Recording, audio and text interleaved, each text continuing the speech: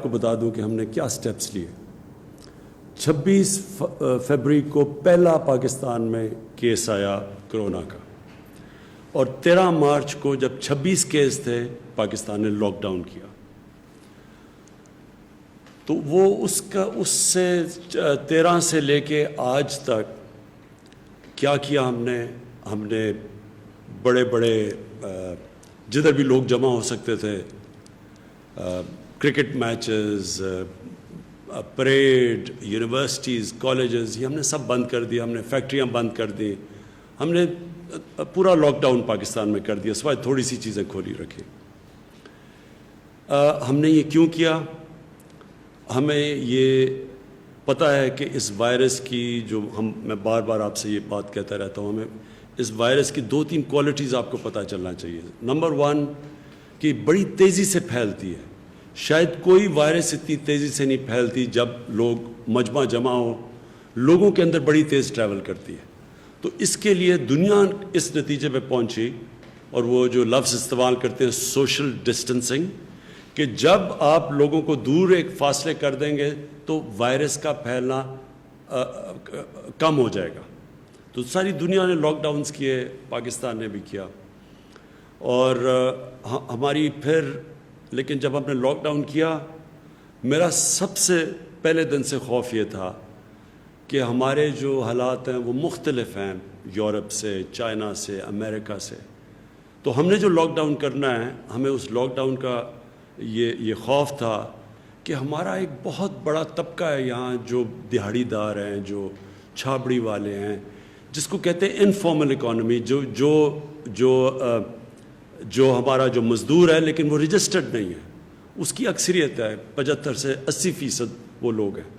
تو ہمیں یہ خوف تھا کہ جب یہ ہم نے سب کچھ بند کر دیا تو یہ جو لوگ ہر روز دہاڑی کر کے کما کے اپنے بچوں کا پیٹ پالتے ہیں, کھانا دیتے ہیں, ان کا کیا بنے گا. لیکن ہم ساری دنیا میں فالو کر رہے تھے کہ کیا حالات ہیں اور کیسے پھیلتی جا رہی ہیں. اور اب سب کے سامنے آپ نے ٹی وی پہ دیکھا ہوگا کہ دن میں ہزار لوگ مر رہے تھے. امریکہ میں 2000 لوگ دن میں مر رہے تھے. برطانیہ جیسی جگہ میں 800-700, اسپین کے اندر, اٹلی کے اندر. تو جس طرح یہ اموات ہو رہی تھی تو ہم بھی وہ سب دیکھ رہے تھے. تو ہم نے شروع میں ایک اپنا national command and operation centre ہم نے کھول دیا.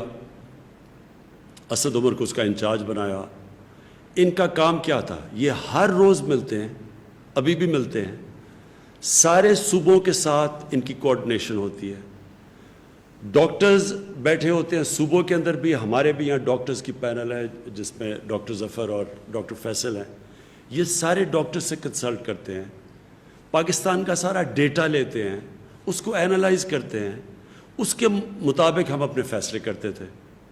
تو یہ مسلسل ہم نے اپنی, اور مجھے فخر ہے کہ ہمارے ملک میں اس طرح کی پیک نہیں آئی.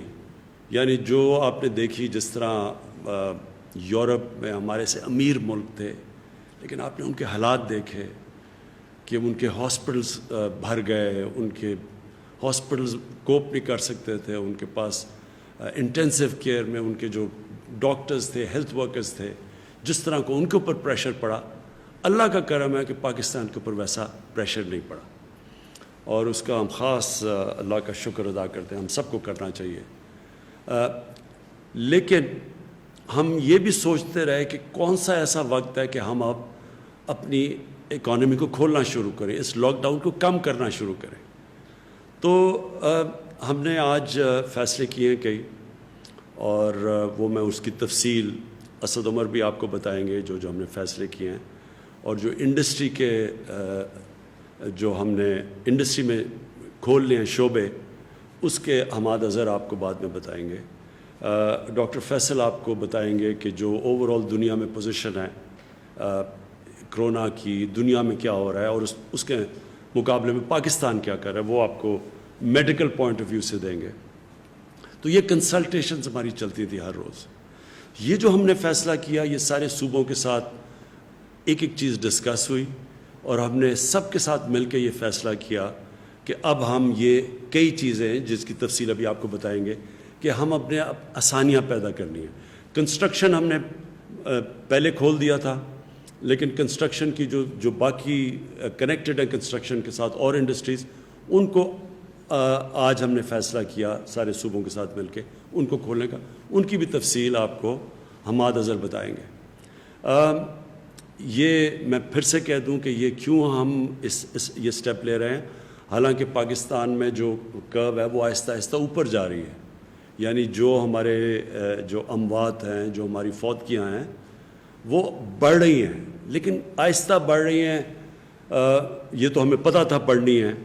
ہمیں صرف جو خطرہ تھا وہ یہ کہ وہ اتنی تیزی سے نہ بڑھیں کہ ہمارے ہاسپٹلس کے اندر جگہیں ختم ہو جائیں، اور جو بستر ہم نے خاص طور پہ کرونا کے مریض جن کو شدید بیماری ہوتی ہے ان کے لیے جو رکھے ہوئے ہیں وہ سارے بستر نہ ختم ہو جائیں.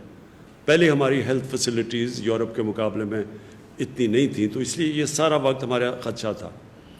تو یہ ہے خطرہ کہ آگے جا کے بڑھ رہی ہیں، آہستہ آہستہ اوپر جا رہی ہیں، کرو اوپر جا رہی ہے. تو یہ ہو بھی سکتا ہے. تو یہ لوگ ہمارے سے پوچھتے ہیں کہ جی آپ یہ کیوں فیصلہ کر رہے ہیں. تو میں آپ کو اس کی تفصیل ڈاکٹر فیصل کو کہوں گا آپ کو بتائے. لیکن آج ہم یہ کہہ ہی نہیں سکتے کہ یہ کتنی دیر لگے گی. ہماری پیک جاتے جاتے 1 مہینے میں پیک آئے گی، 2 مہینے میں آئے گی، 3 مہینے میں آئے گی، ہم آج نہیں کہہ سکتے. دنیا بھی یہ نہیں کہہ سکتی. جن کی کرو فلیٹ بھی ہو گئی ہے وہ یہ نہیں کہہ سکتے کہ وہ جب یہ لاک ڈاؤن کھولیں گے تو وہ پھر سے اوپر نہ چلی جائے. اور ویسے بھی کئی دفعہ جس طرح اسپینش فلو آیا تھا 100 سال سے زیادہ پہلے، تو اس کی پھر ایک کے بعد دوسری بھی پیک آئی تھی. تو یہ بھی کوئی نہیں اس وقت بیٹھ کے کہہ سکتا. لیکن ہم کیا فیصلہ کر رہے ہیں، میں صرف آپ کو یہ سمجھانا چاہتا ہوں کہ ہم نے یہ جو آج فیصلہ کیا ہے لاک ڈاؤن کو کھولنے کا، اور میں یہ واضح کر دوں لاک ڈاؤن سیٹرڈے سے کھلے گا، کل سے نہیں کھل رہا، سیٹرڈے سے انشاءاللہ پرسوں سے لاک ڈاؤن کھول رہے ہیں فیزز کے اندر جو آپ کی تفصیل بیان کریں گے. یہ ہم کیوں کر رہے ہیں؟ یہ ہم اس لیے کر رہے ہیں کہ ہمارے ملک کے اندر لوگ بڑی مشکل میں ہیں اس وقت. چھوٹے دکاندار مشکل میں ہیں، جس طرح میں نے پہلے کہا دہاڑی دار مشکل میں ہیں، رکشہ ڈرائیور، ٹیکسی ڈرائیور، یہ جو لوگ محنت کش لوگ ہیں جو ہر روز محنت کر کے اپنے بچوں کا پیٹ پالتے ہیں، یہ سب مشکل میں ہیں. سفید پوش مشکل میں ہیں. کئی اسمال اور میڈیم انڈسٹری جو اکثریت روزگار دیتی ہے لوگوں کو، ہمیں یہ خطرہ ہے آج کہ بند ہی بالکل نہ ہو جائے. ان میں سے کئی اس کے بعد جب لاک ڈاؤن کھولے تو یہ بالکل ہی ختم نہ ہو جائے، اس کا ہمیں خطرہ ہے. اور ہم جو حکومت ہے، ہم نے پاکستان کی تاریخ میں سب سے بڑا پیکیج دیا، ریلیف پیکیج دیا لوگوں کے لیے. احساس کے اندر کبھی بھی اتنا زیادہ پیسہ اتنے کم ٹائم میں اتنے زیادہ لوگوں کو کبھی بھی پاکستان کی تاریخ یا کئی ملکوں کی تاریخ میں یہ پاسبل نہیں تھا جتنی تیزی سے ہم نے دیا، خاص طور پہ ڈیولپنگ ورلڈ کے اندر. لیکن آگے یہ ہم کتنی دیر کر سکتے ہیں؟ گورنمنٹ نے ابھی ہماری ٹیکس نیچے آ گیا ہے لاک ڈاؤن کی وجہ سے، تقریباً 35% ٹیکس ہمارا کم ہو چکا ہے، ہماری ایکسپورٹس کم ہو گئی ہیں. تو گورنمنٹ کے پاس پہلے ہی پیسہ کم ہے، وہ پہلے ہی ہم نے خرچ کر دیا. جس طرح وہ سب سے جو لوگ مشکل میں تھے، تو ہم کتنا اور پیسہ دے سکتے ہیں؟ اس وقت تو سارے جتنے بھی شعبے ہیں سب مشکل میں ہیں. ریسٹورنٹس والوں سے ڈیمانڈ آ رہی ہے، ادھر وہاں ان کی دکانیں، ان کے ریسٹورنٹس بند ہو گئے ہیں. وہاں جو کام کرتے ہیں ویٹرز وہ سارے گھروں پہ چلے گئے ہیں. کئی دیہات سے لوگ جو شہروں میں آ کے کام کرتے تھے وہ دیہات میں واپس چلے گئے ہیں، اور وہ ان کے پاس اس وقت حالات بہت برے ہیں ان کے. تو گورنمنٹ تو اتنا بڑا، اگر لاک ڈاؤن کا جو اثرات ہے وہ ہماری حکومت جس کے پاس پہلے حالات اتنے اچھے نہیں تھے، معاشی حالات اور بڑی مشکل حالات سے نکل رہی تھی، تو ہم تو یہ سارے ملک میں جو متاثرین ہیں ہم تو سب کو پیسہ نہیں دے سکتے یا مدد نہیں کر سکتے. ہم نے تو ابھی بھی اتنا کیا. اگر آپ ہمارا مقابلہ کریں اور موازنہ کریں ہندوستان سے، جس کے معاشی حالات ہمارے سے بہتر تھے، آپ اگر ان سے کریں تو ہم نے تو بہت زیادہ پیکیج دیا ہوا ہے. لیکن یہ بھی جتنا بھی ہم پیکیج دیں گے، یہ ہم کتنی دیر تک پیسے دے سکتے ہیں یا مدد کر سکتے ہیں؟ تو لہٰذا ہمیں لاک ڈاؤن کھولنا ہے، لیکن عقل مندی سے. تو میں آپ سب سے اس چیز کے اوپر آج خاص بات کرنا چاہتا تھا دیکھیں یہ جو اب جو اگلا فیز آ رہا ہے، یہ ہم کتنے کامیاب ہوتے ہیں اس فیز میں، اس میں آپ کا، میرے پاکستانیوں، آپ کا اس میں بہت بڑا ہاتھ ہوگا۔ اگر آپ اس وقت ہم سب ایک مل کے، قوم بن کے، اگر ہم خود اپنے اوپر ڈسپلن کریں اور احتیاط کریں، اور جو ایس او پیز، ہر جگہ ہم نے ایس او پیز بنائے ہوئے ہیں، ہر چیز کے اوپر ایس او پیز ہے۔ مثلا اگر فیکٹری کھول رہی ہیں اس کے کیا ایس او پیز ہے، دکانیں کھول رہی ہیں ان کی ایس او پیز کیا ہے، جو شعبہ کھول رہا ہے کنسٹرکشن کے لیے ان کی ایس او پیز کیا ہے۔ ہم ہر چیز کے لیے ہم نے بنائے ہوئے ہیں کہ کیا شرائط ہیں، کیا کنڈیشنز ہیں، کیا کیا چیزوں کے اوپر آپ نے عمل کرنا ہے اگر آپ کا یہ کاروبار کھولے گا۔ اب یہ آپ پہ ذمہ داری ہے۔ ہم یہ نہیں اب سمجھ سکتے کہ ہماری پولیس جا کے چھاپے مارے، لوگوں کے پاس جائے۔ یہ ایک آزاد اور ذمہ دار معاشرے کے اندر ایسا نہیں ہوتا۔ اگر جرمنی، جو ان کی چانسلر اینجلا مرکل، ان کے اب بہت زیادہ ہمارے سے لوگ مرے ہیں، لیکن انہوں نے اگر اپنا ملک کھولنے کا فیصلہ کیا تو ان کی جو چانسلر تھی انہوں نے مجھے کہا کہ ان کے لوگ ڈسپلنڈ ہیں، ان کے لوگوں نے فیصلہ کیا کہ ہاں ہم ذمہ داری لیتے ہیں اس کی۔ تو میں آج آپ سب کو کہہ رہا ہوں کہ آپ کو ذمہ داری لینی پڑے گی۔ یہ اگر ہم نے، اس قوم نے اس مشکل مرحلے سے نکلنا ہے تو یہ ہم ڈنڈے کے زور سے، حکومت آپ کو نہیں کہے گی کہ آپ یہ نہ کریں، آپ تراویح میں اگر آپ مسجد میں جا رہے ہیں تو آپ نے اپنے فاصلے نہیں رکھے۔ گورنمنٹ یہ نہیں جا کے کہے گی فیکٹریوں میں، آپ کتنی فیکٹریوں میں جائے گی، کیا کیا کام کر سکتی ہے پولیس، اور پھر پکڑ کے کیا ہم جیلوں میں لوگوں کو ڈالیں گے، اور جیلوں کے اندر کیا ادھر پہ ان کے پھر ہم ٹیسٹ کریں گے کہ جی یہ جو اندر جیلوں میں لگ گیا۔ یعنی یہ کوئی بھی گورنمنٹ نہیں کر سکتی۔ یہ میں پہلے دن سے کہہ رہا ہوں، میں آج آپ کو پھر کہہ رہا ہوں، اگر ہم نے اس مشکل وقت سے نکلنا ہے، آپ سب نے گورنمنٹ کے ساتھ مل کے کام کرنا پڑے گا۔ جو ہم نے والنٹیئر فورس، یہ جو ٹائیگر فورس ہے، میں نے ان سب کو کہا ہے کہ آپ کا کام ہے کہ آپ ذمہ دار شہری لوگوں کے پاس جا کے بتائیں کہ آپ کو عمل کرنا پڑے گا ان چیزوں کے اوپر۔ یہ آپ کے بھلے کے لیے ہے، یہ کوئی گورنمنٹ کے لیے نہیں ہے، یہ آپ کے لیے ہے۔ اور خاص طور پہ وہ جو عام لوگ جو کہ سب سے زیادہ متاثر ہیں، اسے آپ کے اوپر زیادہ ذمہ داری ہے، کیونکہ اگر خدا نہ خواستہ اگر یہ پھر سے ایک تیزی سے اگر اوپر سپائک آ گئی، مطلب کہ ایک دم کیسز بڑھ گئے اور لوگوں نے احتیاط نہ کی، تو ہمیں تو پھر سے بند کرنا پڑے گا۔ اس کا سب سے بڑا نقصان عام لوگوں کے اوپر ہوگا، غریب لوگوں کے اوپر ہوگا۔ تو اس لیے میں آج آپ سب سے آج اپیل کرتا ہوں کہ یہ وقت آ گیا، ہم سب ایک ذمہ دار شہری بن کے اس جو کرونا وائرس کا یہ جو ہم اس کے جو اثرات ہیں، اس کے جو لاک ڈاؤن کے اثرات ہیں، ان سے بچنے کے لیے ہم سب مل کے جو ایس او پیز پھر سے میں کہتا ہوں، مطلب یہ کہ جو کنڈیشنز جو ساری دنیا اب کھول رہی ہے تو وہ سارے شرائط رکھ رہے ہیں کہ جو بھی نکلے گا اس کو یہ ان چیزوں کے اوپر عمل کرنا پڑے گا۔ تو میں سب سے آپ سے امید لگاتا ہوں کہ آپ ہمارے ساتھ ایک قوم بن کے ہم اب اگلے فیز میں جائیں گے۔ میں جو آج جس چیز کے اوپر ہمارا ابھی تک پوری طرح اتفاق نہیں ہے وہ ہے پبلک ٹرانسپورٹ۔ میرا خیال ہے کہ اس کو کھلنا چاہیے، کیونکہ پبلک ٹرانسپورٹ ایک ایسی چیز ہے جو کہ ایک عام آدمی استعمال کرتا ہے۔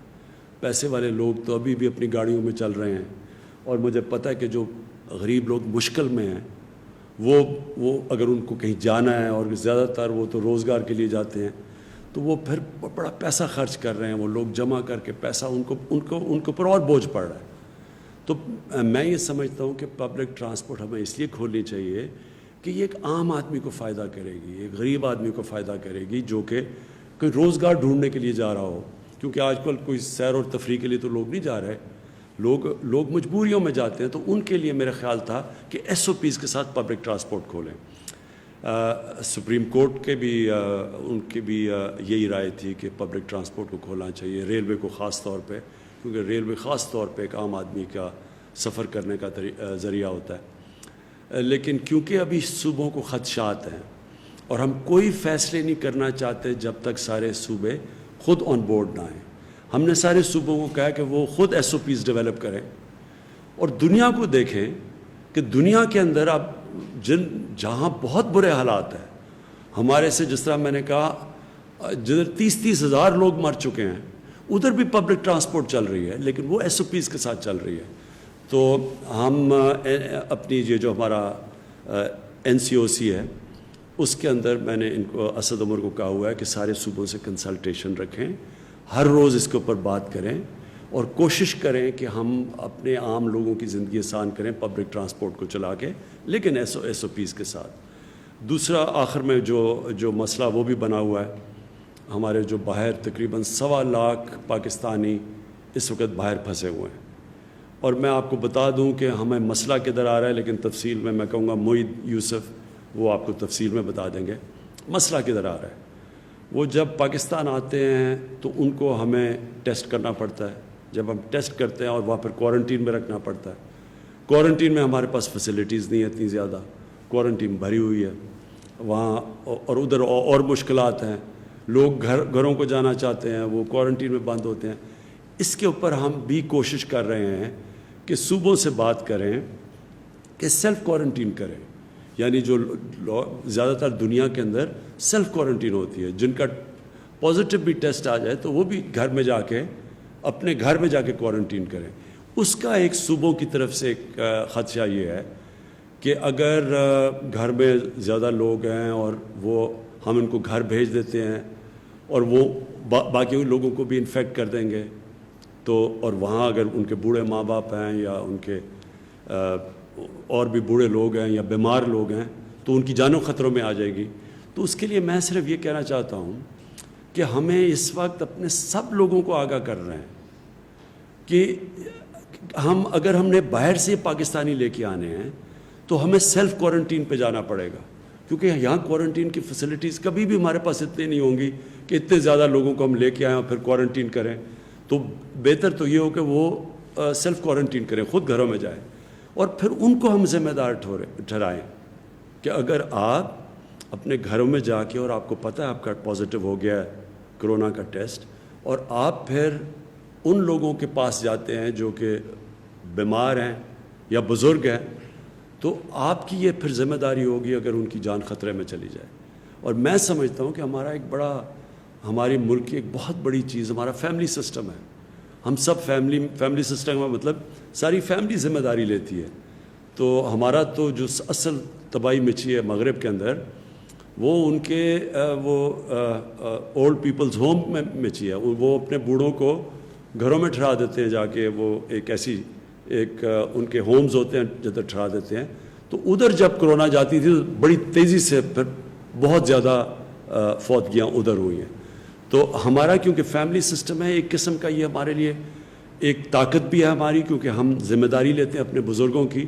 لیکن دوسری طرف یہ ایک خطرہ ہے کہ جو لوگ نوجوان جن کو اگر ٹیسٹ پازیٹیو بھی ہو جائے ان کو تو کوئی فرق نہیں پڑے گا، لیکن خطرہ یہ ہے کہ ان کی وجہ سے ان کے بزرگوں کو اور بیماروں کو ان کی جان خطرے میں جا سکتی ہے اگر وہ ذمہ دار نہ ہوں. میں اب چاہوں گا کہ میں اسد عمر آپ سے آنے سے پہلے میں چاہوں گا کہ ڈاکٹر فیصل آپ پلیز سب کو بتائیں، کیونکہ مجھے پتہ ہے کہ پاکستان میں کئی لوگ بڑے گھبرائے ہوئے ہیں کہ جی ایک دم یہ جو لاک ڈاؤن کم کر رہے ہیں تو یہ پھیل نہ جائے.